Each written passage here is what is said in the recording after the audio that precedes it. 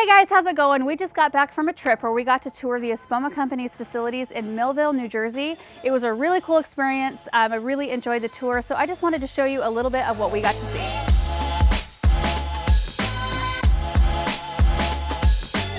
First of all, the Espoma company is a fourth-generation family-owned business which started back in 1929 as an all-organic fertilizer operation. So back in 1929, they started with one product called Espoma Organic, which was an all-purpose type plant fertilizer. Then they pioneered the development of Hollytone, the first organic fertilizer geared toward acid-loving plants like hollies. Fast forward 88 years to today, where they now offer over 48 products that can be found at a vast majority of independent garden centers and major retailers. So it all starts when raw, organic, locally sourced materials arrive and are held in these bulk bins. Depending on the fertilizer being mixed, specific ingredients are scooped up and poured into a box on an elevator, then are lifted up and poured into the hopper.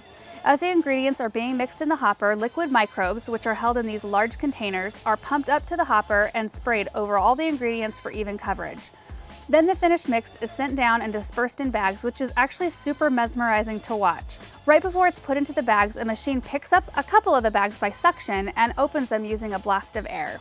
The fertilizer goes in, then each bag goes through rollers that straighten up the top so that it's ready to go through the sealer. The sealer is 440 degrees and seals each bag tightly before the bags travel down the conveyor to be stacked on pallets. Now this part is pretty fun to watch.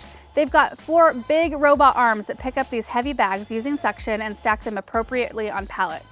Once the stack is high enough, it goes down the conveyor to be wrapped in plastic for more secure shipping. Now this process is for the larger bags. For the smaller bags, the process is similar but 4 times faster.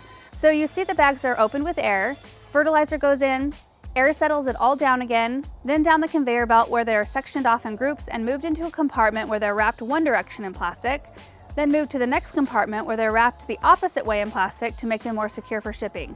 Then another trip down the conveyor to the big robot arms that pick them up with suction and place them on pallets. After the pallets are wrapped, forklifts move them to multiple warehouses, and one of them has this really cool rack system that's super efficient.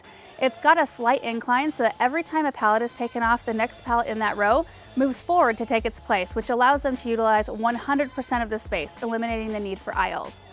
They've also got a picking room where independent garden centers, which is the realm I come from, can order smaller amounts of exactly what they need instead of having to order an entire pallet of just one product.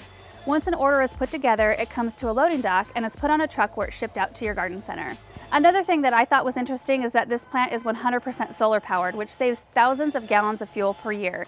You can see all the solar panels here on the roof of many of the buildings.